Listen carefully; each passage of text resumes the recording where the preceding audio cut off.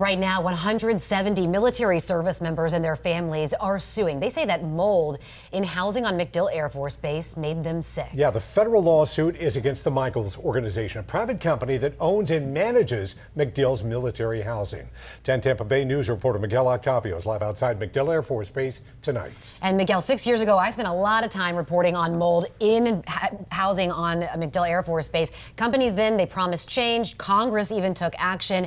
6 years later, families say there is still mold and they are still getting sick. Yeah, Courtney, since then, an attorney says nothing has changed. She says families have been lied to. Just hours ago, I spoke with a mother who says her own daughters had to miss classes because of their illness. She hopes this lawsuit brings changes.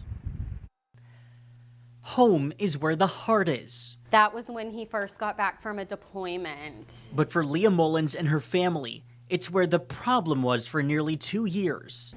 It is heartbreaking, and it is devastating to these families. She and her husband, who serves for the United States Air Force, left their home in MacDill this past April. She says toxic mold made them sick, even their 2 children. I was scared.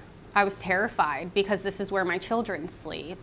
And they were always sick. She says prior, there was no report of problems that alarmed them. None of that was on my 7-year history. I feel taken advantage of and lied to. 169 other service members and families are suing the private housing operator, accusing them of concealing dangerous living conditions, including persistent water damage, faulty ACs, and structural defects. We first reported on a similar lawsuit 6 years ago. Nothing has changed, except I should say that it's worse, because now there's a willful blindness to it.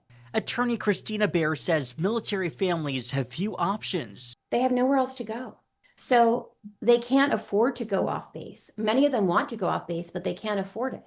We had water coming out of our light switches. Somehow Mullins did. Now she hopes this case protects others. I would not want any other family experiencing that. Now, a spokesperson for the Michaels organization says they are not in receipt of this litigation, therefore are not commenting at this time. But they did say their priority, is with the well-being of residents, staff, and the community. Live in Tampa, Miguel Octavio, 10 Tampa Bay News.